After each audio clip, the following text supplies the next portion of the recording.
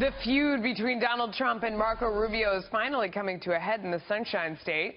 I don't care if it's by one vote or five. We want to win. That's 99 delegates is awarded to the winner here. And just imagine what it will mean to our campaign. If we win in Florida, it'll give us enormous momentum heading into Arizona and Utah next week. So we feel good about that, and hopefully it will achieve that tonight. Senator Rubio is hoping for a home state advantage to give him a victory in the biggest race of the night, but the Florida senator faces stiff competition from frontrunner Donald Trump. Here to weigh in with what to expect, Blaise, Ingoglia, Florida GOP chair. Thank you so much for joining us. What's turnout like so far down there? Well, turnout is extremely heavy. We are expecting record numbers turning out.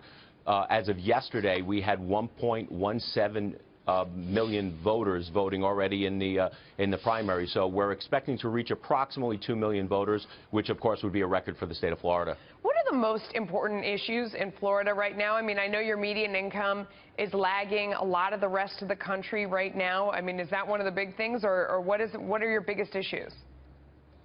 Yeah, I think the biggest issues here are the economy and economic prosperity, and I think that's one of the reasons why you're seeing a high turnout. People here in the state of Florida, Republicans, are genuinely afraid of having Hillary Clinton in the White House to continue doubling down basically on Obama's failed policies.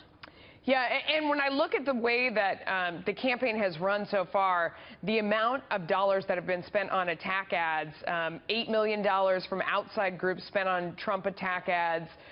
Rubio's campaign and supporting groups spent about $6 million on anti-Trump ads. Meanwhile, Marco Rubio is trying to appeal to Latino voters by doing ads in Spanish. How has all this impacted the race?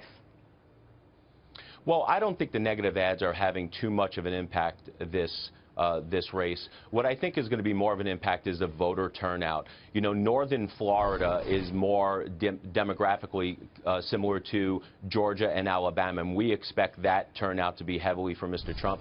Southern Florida, where you have Broward County and Miami-Dade County, where there's a higher concentration of Hispanic voters, are going to go for Marco Rubio. That's his home county. I think a lot of this is going to be played out for turnout reasons and because of turnout in the I-4 corridor. And we've always said that you can't win the state of Florida unless you win the I-4 corridor.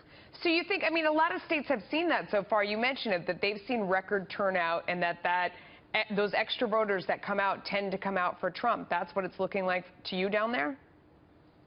Yeah, we're seeing a lot of voters that have never voted in the 2012 and the 2008 presidential primary voting in this election. So we're making the assumption that a lot of those voters are going to come out and vote for Mr. Trump, but not all of those voters are coming out and voting for Mr. Trump. This election and just the sheer competition for this election is driving a lot of people to the polls because they want to make sure that we have the best candidate possible to take on Hillary Clinton in November. And one of the reasons why is a lot of people are really anxious in a bad way about having a Hillary Clinton presidency and having a 5-4 liberal majority on the Supreme Court. I think a lot of that is driving people to the polls also.